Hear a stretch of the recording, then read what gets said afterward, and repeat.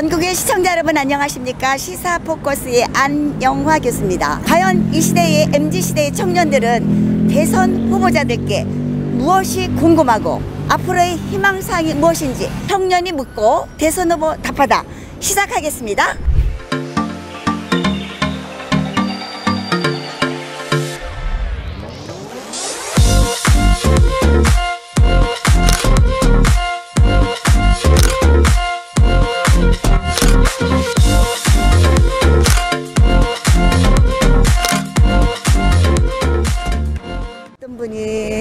여기 또 멋진 여자분이 안녕하세요. 안녕하세요.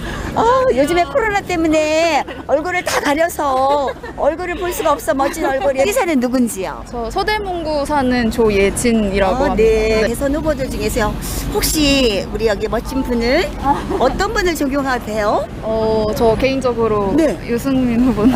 유승민 후보님이요? 네, 지지합니다. 어디가 또 마음에 들으셔가지고 그러면 카메라 보시고요. 네. 저희가 유승민 후보님께 여러분들이 질문한 거를 가서 그대로 인터뷰할 거예요. 그대로 답해드릴 건데 후보님께 무엇이 궁금한지 영상을 통해서 질문 한번 해보세요. 평소에 불만을 가지고 있던 부분이 있는데 현 정부 들어서 유난히 좀 갈라치기 하는 그런 정서가 뉴스를 볼 때마다 보이는 것 같아요. 그래서 뭐 예를 들자면은 뭐 간호사 의사도 있고 뭐 여자 남자는 당연하고 뭐 또 뭐 엘리트 비엘리트 뭐 임차인 임대인 막 이런 식으로 항상 뉴스 보면은 막 그런 식으로 프레임화하는 게 너무 많아가지고 사실 그런 뉴스 보기 너무 싫더라고요. 여자 입장에서 그냥 사람 입장에서 대한민국을 사랑하는 사람 입장에서 그렇죠. 그래서 뭔가 그런 정서에 대해서 어떻게 생각하시고 그리고 만약에 대통령 되신다면 이거에 대해서 또 어떻게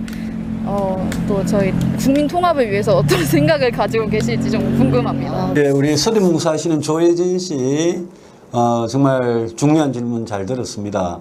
제가 지난번 그 조국 장관 사태 때 우리가 광화문하고 서초구 법원 검찰 앞에 하고 이렇게 시민들이 나누어 가지고 데모를 하는 완전히 두동강난 대한민국의 모습을 보고 어느 편이라고 하기에 앞서서 정치하는 사람으로서 야 나라가 이렇게 해도 되나 이런 생각을 했습니다. 제가 대구에서 4선 국회의원을 했기 때문에 대구에서 제가 16년을 국회의원을 했죠. 근데 제가 광주에 가면 광주 시민들한테 늘 하는 말이 있습니다.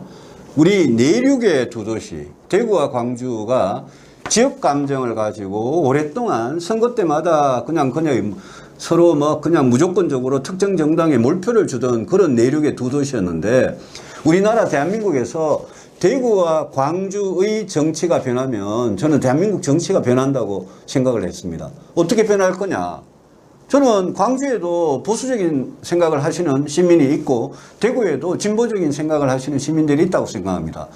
무엇이 자기가 양심과 소신에 따라서 무엇이 우리 사회를 위해서 우리 가족들을 위해서 이 나라를 위해서 무엇이 옳은 정책이냐 무엇이 옳은 길이냐 이런 데 대해서 각자 정말 자유롭게 생각을 해서 선택을 하면 되는 거거든요. 그런데 어떻게 광주에서는 선거만 하면 무조건 민주당 찍고 대구에서는 선거만 하면 어떻게 무조건 국민의힘만 찍는 이런 나라.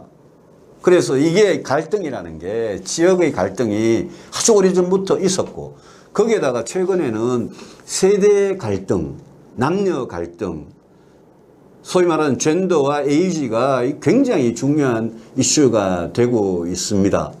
우리가 예컨대 정년연장 같은 것만 하더라도 청년들은 지금 나이 많은 사람들이 정년연장에 대해서 반대하거든요. 청년 일자리 때문에.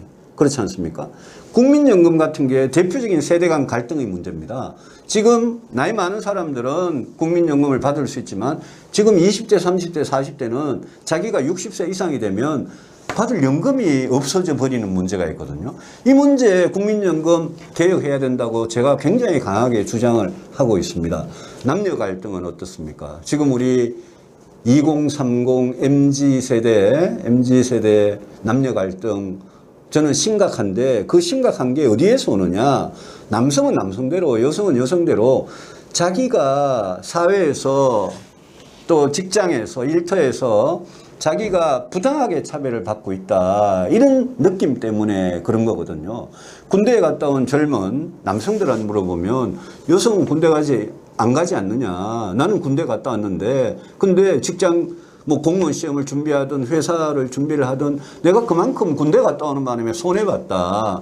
그러니까 어떻게 해달라. 근데 여성은 또 무슨 소리냐. 아이를 출산을 하고 이 육아 이런 거 또 회사에서 아직도 여성에 대한 유리천장 같은 게 존재하지 않느냐. 이런 갈등들이 있지 않습니까? 정치는 갈등을 이용하면 안 된다고 생각합니다. 정치는 갈등을 분열을 일부러 시키고 갈등을 부추겨 가지고 어느 한편에 지지를 받기 위해서 일부러 그렇게 하면 저는 안 된다고 생각하고요. 제가 아까 대구와 광주에 대해서 지역 갈등의 문제, 영호남 지역 갈등의 문제에 대해서 저는 정말 그동안 한 번도 지역을 팔아서 정치한 적이 없습니다. 저는 앞으로도 세대나 남녀 간의 갈등을 팔아서 절대 정치하지 않겠습니다. 제가 진정으로 원하는 것은 양성평등의 사회이고요.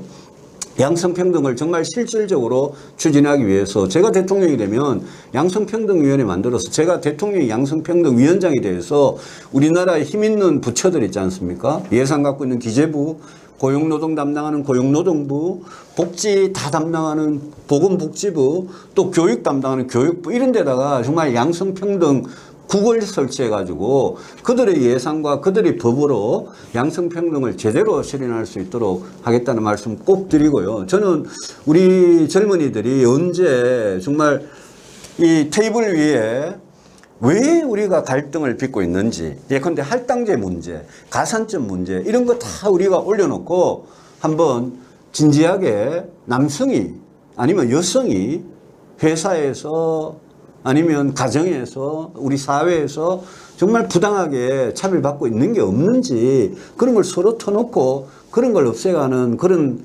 성숙한 그런 과정을 꼭 좀 거쳤으면 좋겠다라고 생각하고요. 세대 갈등 문제는 이렇습니다.